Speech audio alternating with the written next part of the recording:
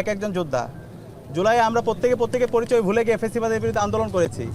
জুলাই পরবর্তী আমরা যদি শহীদদের আকাঙ্ক্ষার আলোকে বৈষম্যহীন ইনসাফভিত্তিক বাংলাদেশ বিনির্মাণ করতে চাই, তাহলে যে জুলাই বিপ্লব ঢাকা বিশ্ববিদ্যালয় থেকে শুরু হয়েছে, সেই ঢাকা বিশ্ববিদ্যালয়ে আমাদের গণতন্ত্রের চমৎকার একটা নজির স্থাপন করতে হবে।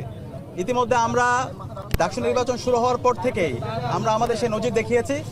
আজকের নির্বাচনেও আমরা আশা করব আমরা যারা প্রার্থীরা আছি এবং যত ছাত্র সংগঠন আছে আমরা সবাই দায়িত্বশীল আচরণ করব।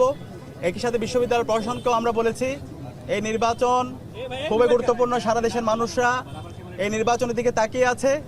এই নির্বাচনের মাধ্যমে আমরা দেশের কাছে চমৎকার বার্তা দিতে চাই, আমরা আমাদের গণতন্ত্রের একটা স্থায়ী রূপের দিকে, একটা ম্যাচিউর পজিশনের দিকে যেতে চাই।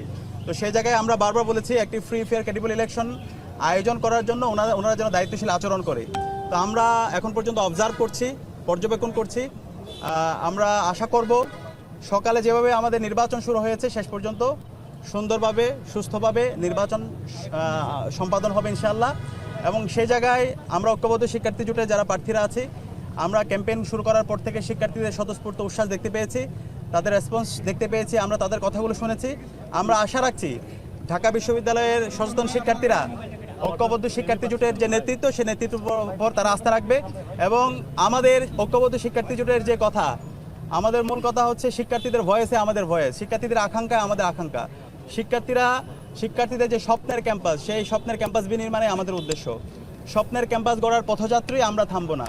তো আমরা আশা রাখছি ঢাকা বিশ্ববিদ্যালয়ের সচেতন শিক্ষার্থীরা ঐক্যবদ্ধ শিক্ষার্থী জোটের উপর আস্থা রাখবে এবং এর মাধ্যমে আমরা আমাদের স্বপ্নের ঢাকা বিশ্ববিদ্যালয় বিনির্মাণে সবাই আমরা ঐক্যবদ্ধভাবে কাজ করে যাব। সবাইকে অসংখ্য ধন্যবাদ।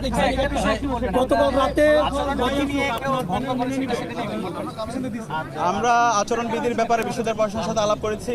বিশ্ববিদ্যালয় প্রশাসন বলেছিল এখানে কোনো ধরনের ডেস্ক বসানো যাবে না, এটা আমাদেরকে ক্লিয়ার করেছে। সেখানে আমরা কোনো ডেস্ক ব্যবহার করিনি এবং 100 মিটারের মধ্যে কোনো ধরনের স্লিপ দেওয়া যাবে না। কিন্তু আমরা সকালে এসে দেখতে পেয়েছি এখানে একটা ছাত্র সংগঠন তারা ডেস্ক বসিয়েছে এবং তারা 100 মিটারের ভিতরে প্রার্থীদের কাছে গিয়ে স্লিপ দিচ্ছে। আমরা দেখতে পেয়েছি ছাত্রদলের কয়েকজন প্রার্থীকে দেখতে পেয়েছি। তো আমরা অনুরোধ করব যে আচরণবিধি আছে সেই আচরণবিধি যেন মানা হয় এবং এক্ষেত্রে আমরা সবাইকে আহ্বান করব, এই নির্বাচনটা খুবই গুরুত্বপূর্ণ। আমরা চাই শহীদদের আকাঙ্ক্ষার আলোকে একটা সুস্থ নির্বাচন বিনির্মাণ করতে এবং সারা দেশকে একটা মেসেজ দিতে। তো সেই জায়গায় আমরা অনুরোধ করব সকল প্রার্থীদেরকে আপনারা দায়িত্বশীল আচরণ করুন এবং নির্বাচন কমিশনকে অনুরোধ করব যারা আচরণবিধি ভঙ্গ করছে তাদের বিরুদ্ধে ব্যবস্থা গ্রহণ করুন। হাইকোর্ট একটা মন্তব্য করেছিল যে এই নির্বাচন জাতীয় নির্বাচনের থেকে কোনো অংশে কম না।